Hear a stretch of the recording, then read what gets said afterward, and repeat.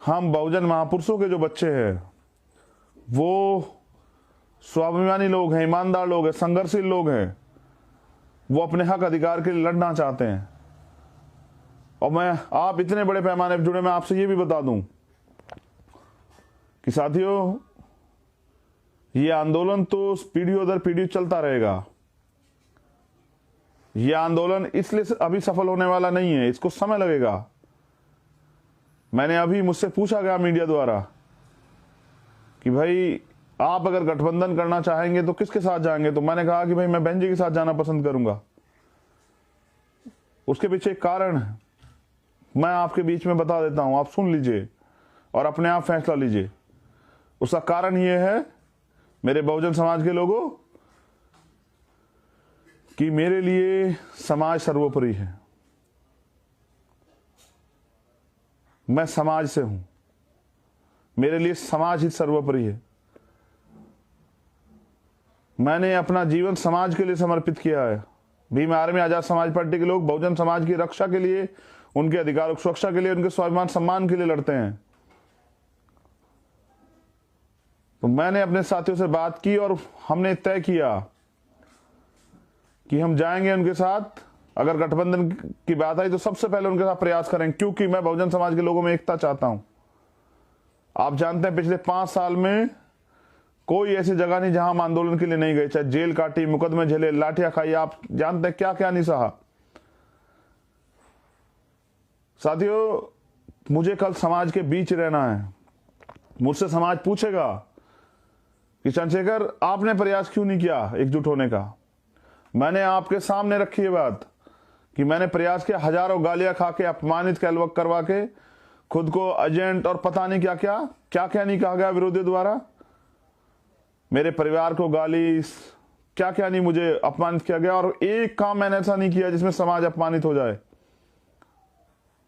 एक काम नहीं किया हमने ऐसा। तमाम बुराइयां, आरोप सहके, लाठियां खा के, जेल जाके, मुकदमे झेल के भी कभी आपके स्वाभिमान सम्मान का समझौता नहीं किया, कभी झुकना नहीं सीखा।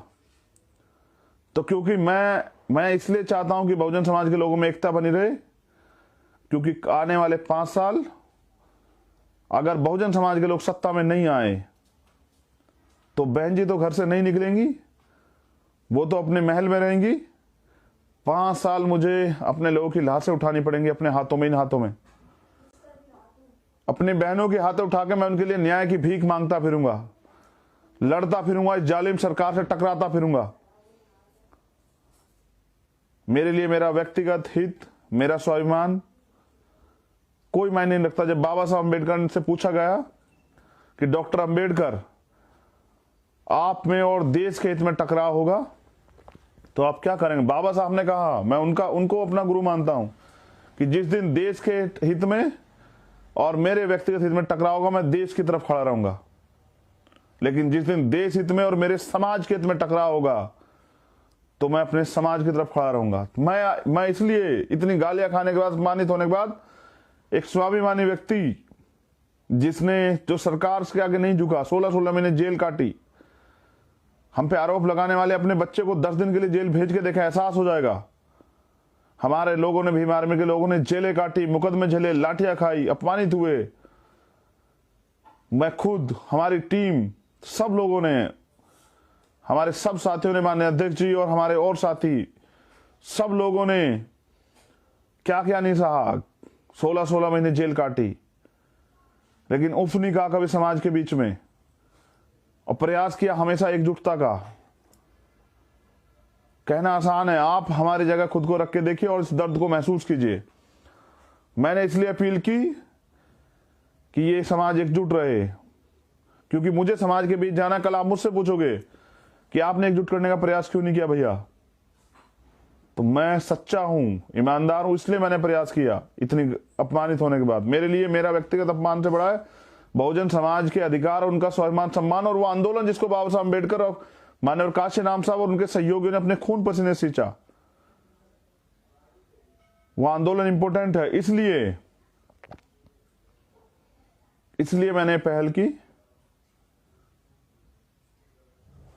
क्योंकि मैंने कहा ना, आज भी देख लिए, पिछले 5 साल से लगातार हम लोग सड़कों पे दिन रात नहीं देखते भीम आर्मी के लोग। अभी भी कई लोग भीम आर्मी के जेल में।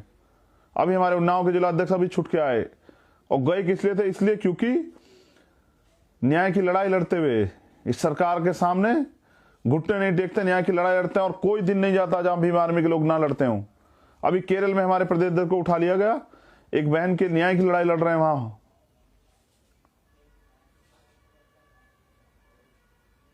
इसलिए आप हम पे आरोप लगाइए, हमें अपमानित कीजिए, बुरा कहिए, लेकिन एक दिन हमारा जीवन जी के देखिए, आपको एहसास हो जाएगा। मैंने इसलिए पहल की क्योंकि मेरे लिए समाज परिवार है, और मुझे समाज के बीच रहना। मैं महलों में जाके नहीं छिप सकता। समाज मुझसे जवाब मांगेगा तो मैं समाज के बीच खड़ा रहूंगा। कल समाज मुझसे ना कहे कि आपने पहल क्यों नहीं की, इसलिए मैंने किया। लेकिन ऐसा नहीं कि मैं लड़ना नहीं जानता हूं, ऐसा नहीं कि भीम आर्मी आजाद समाज पार्टी के लोग गूंगे बह रहे हैं। अगर आप भीम आर्मी को एजेंट कहते हैं तो आप पूरे बहुजन समाज के उन नौजवानों को गाली देते हैं जिन लोगों ने अपना दिन रात नहीं देखा, घर बार नहीं देखा, अपना करियर नहीं देखा, जो उन नेताओं से लाख गुना अच्छे हैं। जो नेता अपने घर में पड़ के सोते हैं, भीम आर्मी के योद्धा दिन रात काम करते हैं, सुबह शाम दिन। हजारों लोग ऐसे हैं जिन्होंने जेल की सलाखों के पीछे जो है ना अपनी रातें गुजारी हैं।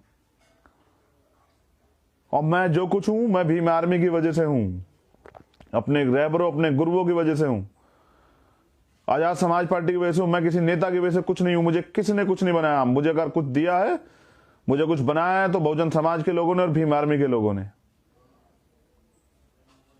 इसलिए मैं चाहता हूं कि एकजुटता बनी रहे। और अगर वो नहीं चाहते एकजुटता बनाना तो कोई बात नहीं, भीम आर्मी अपने दम से है। तमाम विरोध के बाद, तमाम आरोपों को झेलने के बाद भीम आर्मी ने इस देश ने, दुनिया में अपना डंका बजवाया, टाइम्स मैगजीन में अपना डंका बजवाया। ये है भीम आर्मी। भीम आर्मी के लोग स्वाभिमानी हैं। भीम आर्मी के लोग समाज को जोड़ने का काम करते हैं। भीम आर्मी के लोग भाईचारा बनाते हैं। और आजाद समाज पार्टी के लोग हजारों साल से जो गुलामी आपके ऊपर थोक दी, उसको काटने के लिए आए हैं। जब आप शहीद आजम उधम सिंह जी का इतिहास पढ़ोगे तो आपको पता लगेगा कि उन्होंने लंदन में आजाद पार्टी बनाई। जब आप उनका इतिहास पढ़ोगे, ऐसे नहीं रखा गया है आजाद समाज पार्टी नाम। उन्होंने आजाद पार्टी बनाई, और वो थे जिन्होंने 21 साल बाद इस देश के अपमान का बदला लिया। उनको हम लोग अपना आदर्श मानते हैं। हम शहीद आजम भगत सिंह को अपना आदर्श मानते हैं, चंद्रशेखर आजाद को अपना आदर्श मानते हैं, बाबा साहब अम्बेडकर को अपना आदर्श मानते हैं, जिन्होंने इस देश से गुलामी के विरोध में अपने प्राणों का बलिदान दिया। हम मान्यवर काशी राम साहब को नेता मानते हैं, जिन्होंने अपने परिवार के लिए एक बार नहीं सोचा, 1 रुपए की संपत्ति नहीं बनाई। अरे अपना पूरा जीवन निछावर कर दिया। और कल इस कर्ज को उतार दें, कभी कोई पूछे तो कह पाए कि बाबा साहब अम्बेडकर, हमने आपको धोखा नहीं दिया। मान्यवर काशी राम साहब, हमने आपके आंदोलन को मरने नहीं दिया। एक बार पूछा गया था बाबा साहब अम्बेडकर से कि डॉक्टर अम्बेडकर, व्यक्ति मर जाता, विचार भी मर जाता, आपका इस पे क्या तर्क है, क्या अवीब?